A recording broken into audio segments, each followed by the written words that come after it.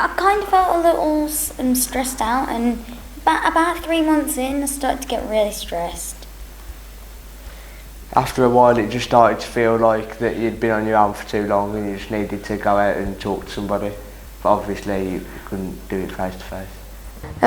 It was kind of hard because you didn't get to see your friends or your family, and you had to speak to them over FaceTime or text message, and you didn't get to see them in person. It was very boring because you didn't get to go anywhere, and you just had to speak to the same people over and over again.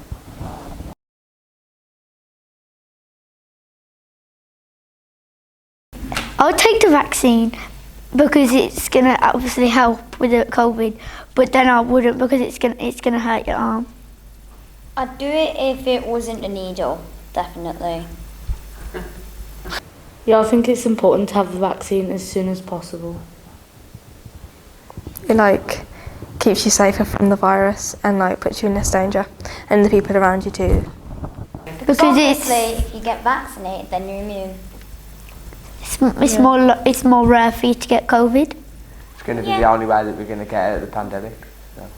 Yeah. So people really need to take the vaccine. So as a healthcare professional, I was offered my COVID-19 vaccination quite early on in the immunisation programme. And to be honest, I jumped at the chance of getting those vaccinations. I did that to protect myself, but also to protect all the people that I work with within my job role.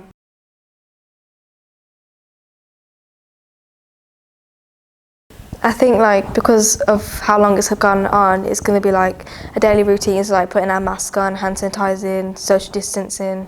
It's just going to be a daily routine. It's going to be really hard to get back to normal because we've had this for almost 2 years now. And I think mental health is a big one because there's a lot more kids that are becoming depressed, have anxiety, stressed. It's just a lot of work on their shoulders. But I'd say it's also have people who are doing assessments and GCSEs and all that because they've got revision to do and they might not have enough time to catch up.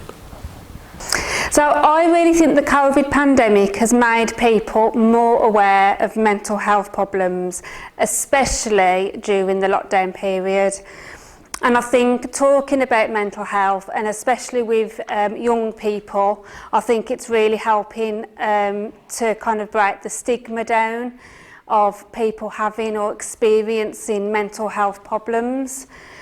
And I think part of that also is the fact that it's okay to feel, to have these feelings, negative feelings, but it's about how we cope with those and how we deal with those. And it's about, during lockdown, I know that kind of getting in touch with friends, with family, with neighbours even, that's been a really important thing for everybody. And I think it's really good how I know of people that have never used technology before, yet during these last kind of 12, 14 months, they're now on Zoom, they're now on WhatsApp, and they're using technology more and more as a way of communicating and being able to speak about how they're feeling.